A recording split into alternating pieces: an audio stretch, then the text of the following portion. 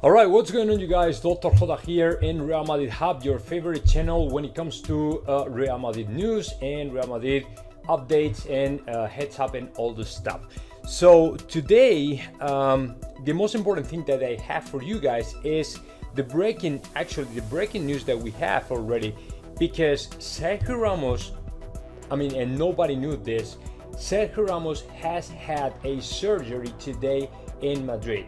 As you probably know, Sergio Ramos has been going through a lot of knee issues over the last 2 months, and apparently finally he decided to go and have a surgery. But nobody knew that it was going to be today.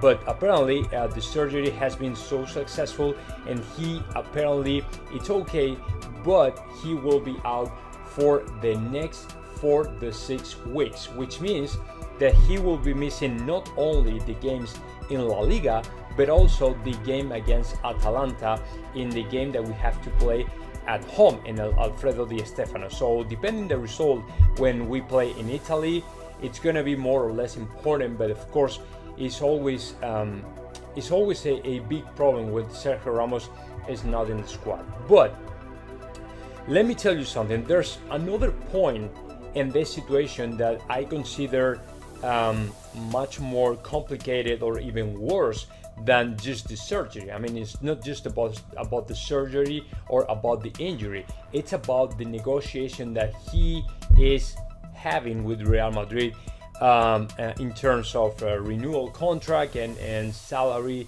and all this stuff. So let me address this situation, because to me right now Sergio Ramos has 2 different scenarios.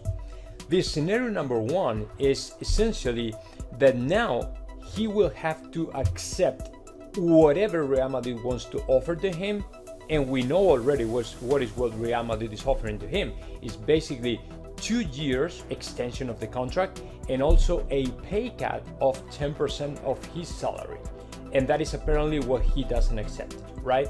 So that is scenario number 1. Scenario number 2 is if Sergio Ramos had something already signed with PSG, it's very likely that PSG wants to cancel or rip off the pre-contract or pre-agreement that they might have with Sergio Ramos. In case that they have signed something or they both, Sergio Ramos and PSG, had a kind of verbal agreement or something like that, the chances for PSG to rip it off or cancel everything are much higher now than it was before the surgery. And let me explain you why. Sergio Ramos, with this surgery and this injury, is falling in the weakest side of this negotiation with Real Madrid. Right now he doesn't have the strength. He doesn't have any weapon or any power in order to get what he wants.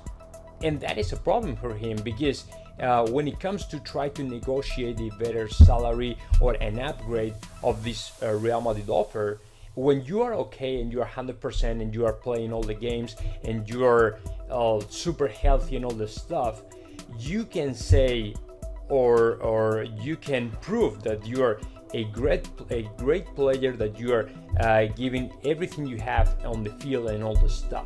But right now you are just a player who is completely injured, who is completely out of the game, and you have nothing to offer to Real Madrid. So to me, he's falling in the weakest side of this negotiation, and that is regarding to Real Madrid. But if it comes to PSG, it's much worse, because PSG is not going to sign a guy who just had his surgery in the knee, being 35 years old. It's the same situation with Victor Valdés, the former FC Barcelona goalie, like 5 years ago. If you don't know the story, Victor Valdés was finishing his contract with FC Barcelona, and he already had a verbal agreement or something like that, or pre-agreement with Monaco to play in Monaco the following season. But during one of the last games with Barcelona, he got the worst injury that a soccer player can have, the ALC. the ALC. So it ruined everything, because the first thing Monaco did, it was to rip off and cancel every single agreement with Victor Valdez. And that ruined his career, the rest of his career. So to me, Sergio Ramos is in the same situation right now. He doesn't have any strength now. He ran out of power in order to get a better contract with Real Madrid or something like that. And it's not just that. The worst thing is that he was trying to play with the national team, with Spain, in the Olympic Games the next June, and the European Cup as well. So now, how can you justify that you had a surgery, you had an injury, super bad injury? I mean, not super big deal like an ALC or something like that, but something that put you out of the way like 6 weeks. It's a lot. It's a lot. And that is just from Sergio Ramos' standpoint, from his perspective. But if you look at it from a Real Madrid perspective, we are missing a guy who is arguably one of the most important in the defense line. As you probably know, Real Madrid struggled every time Sergio Ramos is not on the field.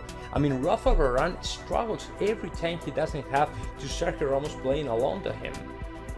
So every time we have to play with Rafa Varane and Eder Militao, it's a mess. And it's a risk we have to take. I mean, if you ask to me, I prefer the Rafa Varane playing along to Nacho Fernandez, 100 times better.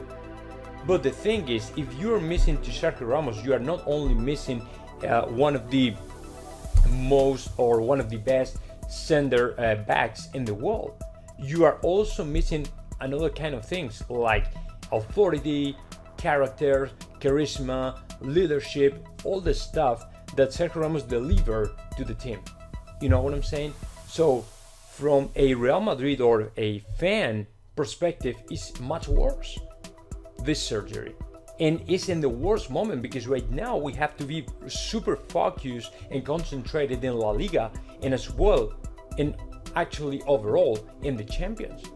There's no other way for us, because this is the only competition where we do have, or where we still have some chances to win something this season.